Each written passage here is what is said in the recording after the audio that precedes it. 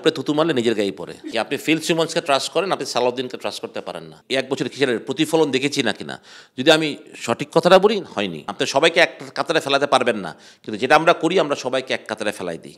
আমরা এতগুলো টাকা ফিল সিমন্সকে না দিয়ে এই টাকাটা যদি আমরা জুনিয়র লেভেলে খুব ভালো একটা কোচিংয়ে রাখি এবং সালাউদ্দিনকে যদি আমরা ন্যাশনাল টিমের কোচ করি, তো what's wrong with it? Give him a year, give him 2 years। Sujan ভাই, আপনি যখন মানে বোর্ডে ছিলেন তখনও আপনি সবসময় লোকাল কোচদের নিয়ে বলতেন যে কেন আসলে আমাদের কোচরা বাংলাদেশ ন্যাশনাল টিমের কোচ হবে না। সেই দৃশ্যপটটা এখনও চেঞ্জ হয়নি, আপনিও সেই সাগাটা ভাঙতে পারেননি, এখনও ভাঙতে পারেন। এটা আসলে কেন হয়, মানে কারণটা? ফিল সিমন্স দারুণ একটা ব্যক্তিত্ব, দারুণ মানুষ। উনি যে বাংলাদেশে আসার পর ওনার কিন্তু মানে কয়েকটা সিরিজ খুব বাজে গেছে, কতগুলো সিরিজ হারলো। এরা যদি আজকে সালাউদ্দিন হতো, সালাউদ্দিনের চাকরিটাই চলে যেত। আপনি তার মানে কি, আপনি ফিল সিমন্সকে ট্রাস্ট করেন, আপনি সালাউদ্দিনকে ট্রাস্ট করতে পারেন না। বাট সালাউদ্দিন যদি আজকে থাকে তো বাংলাদেশের রেজাল্টটা কী খারাপ হবে?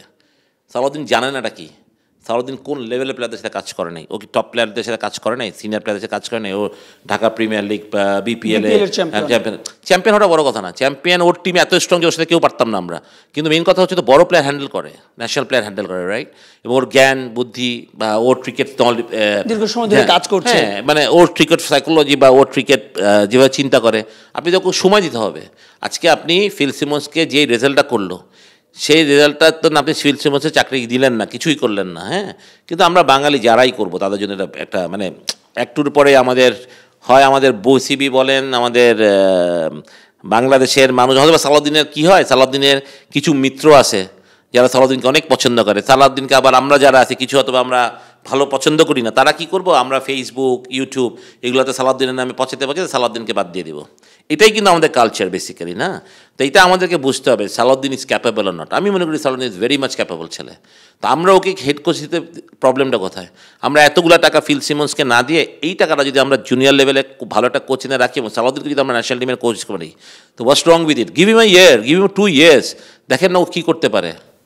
আমি বলছি না যে সালাউদ্দিনের হাতে জাদুর কাঠি আছে, ও এক নাড়বে চারবে হয়ে যাবে, বাট সালাউদ্দিন বাংলাদেশ ক্রিকেট বুঝে জানে।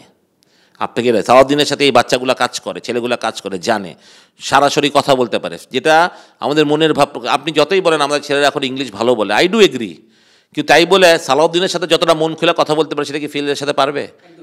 আমি বলছি না, Phil is a very good man, ও দারুণ একটা মোটিভেটর, টিমের মধ্যে থাকাটা বিরাট। বাট আমি পার্থক্যটা বললাম যে আপনি যেটা বললেন যে দেশি কোচের বিষয়ে আমাদের এখনও সেই ট্রাস্টটা আসে নাই। বুলবুল ভাই কেন জাতীয় দলে কোচ হতে পারে নাই? ওনার তো ইন্টেনশন ছিল, আপনি এটাই বলেন। আমি প্রেসিডেন্টের কথাই আসি এখন, উনি কেন হতে পারেন নাই? বিকজ আমাদের পালসি ছিল না বাংলাদেশের কোনো ছেলে কোচ হবেন, হেড কোচ হবেন। হ্যাঁ, বুলবুল ভাইকে আমি যখন বুলবুল ভাই একবার ফার্স্ট ক্লাস ক্রিকেটে আসলেন, একটা প্রাইজ গিভিং সেরিমনি ছিল, ওইখানে আমি বুলবুল ভাইকে বললাম যে বুলি ভাই আপনি আসলে আপনাকে আমি সত্যি একটা কথা বলি, বিকজ আমি প্লেড টুগেদার, না? আমরা ছোটবেলায় বড় হয়েছি, ওনার খেলা থেকে আমি বড় হয়েছি, আমি হাফ প্যান্ট পরি, ধরতে কথা বলতে, একসাথে টেস্ট খেলেছেন, হ্যাঁ, মানে সত্যি, মানে উনি আমার ক্যাপ্টেন, রাইট? তাই আমি বললাম বুলি ভাই দেখেন আপনি বাংলাদেশ টিমে হেড কোচ হতে পারেন। আমি একদম স্ট্রেট ওনাকে এই কথাটাই বলি, কিন্তু আপনি দুইটা জিনিস হতে পারবেন, একটা হচ্ছে বাংলাদেশ টিমে অ্যাসিস্ট্যান্ট কোচ, আর একটা হচ্ছে হাই প্রফেশনাল হেড কোচ। আপনি কোচটা হতে চান বলেন, আমি তাহলে বিসিবিতে কথা বলি। But he never came back. But বুলবে হয়তো চান নাই, হতে পারে উনি হেড কোচই হতে চাইছেন, কিন্তু বাংলাদেশে পাল ছিল না। তো এখন বুলবে যেই সমস্যাটা আছে, বুলবে সাহস করে দিক না, আজকে সেই সাহসটা বুলবে দেখাক না, যেই সাহসটা পাপন ভাই কিংবা আদের কোনো প্রেসিডেন্ট দেখাতে পারেন নাই। বুলবে সালাউদ্দিনকে সাহসটা করে বাংলাদেশ টিমের হেড কোচ দিক। কী ক্ষতি হবে বাংলাদেশ, আর কী খারাপ রেজাল্টটা করবে? ইউএর সাথে আবার একটা সিরিজ হারবে, তো এর বেশি খারাপটা কী হবে? তা আপনি এইটুকু চ্যালেঞ্জ নিতে পারেন না। তো আমার কথা হচ্ছে যে আগে আপনি মানে কী হয়, উপরে থুতু মারলে নিজের গায়ে পড়ে। বিষয়টি কেমন সুজন ভাই, যে আমরা আসলে বাইরে থাকলে অনেক কথা বলতে পারি, মানে আপনারা যখন দায়িত্বে ছিলেন বোর্ডের বাইরে অনেকেই আসলে অনেক কথা বলেছে, গণমাধ্যম থেকে শুরু করে সব জায়গায়, তারাই এখন বোর্ডের দায়িত্বে একই রিদমে চলছে। বিষয়টি কেমন, যে বাইরে থেকে বলাটা সহজ নাকি সেই গার্ডসটাই আসলে আমরা দেখাতে পারি না? মেন কথা হচ্ছে যে আপনার এই প্রফেশনটা আমার থেকে কি আপনি ভালো বুঝেন, আমি ভালো বুঝি। আপনি যখন আজকে আপনি এই কাজটা করেন, আপনি স্পোর্টস জার্নালিস্ট, ইউর বেস্ট, আপনি এটা ভালো জানেন, আমি জানি না, কিন্তু আমি আপনার প্রশ্নের উত্তর দিই খালি, বিকজ আমি টেকনিক্যাল বিষয়ে আমি জানি বলে আপনি আমার কাছে প্রশ্নটা আসেন কেন? তো ইউ হ্যাভ টু আন্ডারস্ট্যান্ড যে যেই যখন ওই জায়গাটায় চেয়ারটায় বসে তার অনেকগুলো অব্লিগেশন থাকতেই পারে। তার চিন্তা যে ভুল ছিল এমন না, আপনি সবাইকে এক কাতারে ফেলাতে পারবেন না, কিন্তু যেটা আমরা করি আমরা সবাইকে এক কাতারে ফেলাই দিই। এবং আমি যেটা করি, আমি আপনার নিন্দা করতে আমার এক ফোঁটা মানে ভয় হয় না, ঘৃণা লাগে না আসলে। কিন্তু আমার কথা হচ্ছে যে আমিও রাগের চোটে অনেক কথা অনেক সময় বলে ফেলি, বাট আই ডোন্ট নেভার মিন ইট, ওটা আমার রাগের কথা শেখাতে।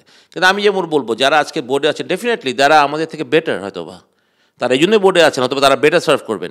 কিন্তু আপনি যেটা প্রশ্ন ছিল যে আমরা কি এক বছরের কিসের প্রতিফলন দেখেছি না কিনা, যদি আমি সঠিক কথাটা বলি, হয়নি। মানে আপনি রেজাল্ট ওরিয়েন্টেড বিসিবি, তো রেজাল্ট ওরিয়েন্টেড গেলে আপনি বলবেন যে না, এটা হয়নি। বাট আমাদের লাস্ট দুটো সাকসেস ওয়াজ গুড, যে আমরা শ্রীলঙ্কার সাথে সিরিজ জিতলাম T20, আমরা পাকিস্তানের সাথে সিরিজ জিতলাম T20, হ্যাঁ, বাট এটা রেজাল্টটা গুড। বাট তার আগে আমরা কিন্তু ভালো কিছু করছিলাম না। তা আমার কথা হচ্ছে যে আমি তাদেরকে কোনো রকম এটাতে ফেলে দিব না। বাট আজকে আপনি বলেন ফাইম বাই ক্রিকেট অপারেশনের চেয়ারম্যান, উইলি প্লে ক্রিকেট, উনি কি ক্রিকেট খেলেন? ওনার কি, ওনার প্ল্যানিং আছে, উনি প্ল্যানিং করবেন কীভাবে কী হবে। এখন ছেলেরা যদি পারফর্ম না করে, হোয়াট হি ক্যান ডু? উনি কি চেয়ারম্যান হয়েছিল বলে উনি মাথায় ছোঁয়াই দিবেন আর বাংলাদেশ টিম একটা ওয়ার্ল্ড কাপ জিতে আসবে? হবে না ভাই। সুতরাং ওনাকে দোষ দিয়ে লাভ নাই। আজকে আপনি বুলুল ভাই আসছেন, বুলুল ভাইকে আপনি দোষ দিয়ে লাভ নেই। His trying. আপনাদেরকে দেখতে হবে ওনারা সঠিক চেষ্টা করছেন কিনা, চিন্তাটা ওনার, এবং ওনারা সবচেয়ে বড় কথা হচ্ছে যে যেই প্ল্যানটা করছে ওটা কি এক্সিকিউট করছেন কিনা। যদি এক্সিকিউট না করতে পারে, বা সেই এক্সিকিউটটা যদি প্রপারলি না হয়, ওনারা যদি প্রপার লোক না নেয়, তাহলে it's problem, then a question. But আপনি ততদিন পর্যন্ত আমরা আল্লাহর রাস্তে চুপ থাকি যে লেট দেম ওয়ার্ক, কাজ করতে দেন না। আমাদের তো সমালোচনা করার সময় হাতে রয়েই গেল, আমরা আগেই ওনাকে বাদ দিয়ে দিই, ওনাকে ঢুকাই দিই, ওনাকে খারাপ, উনি ভালো, এটা না বলে আমার মনে হয় তাদেরকে সময় দেয় আমরা।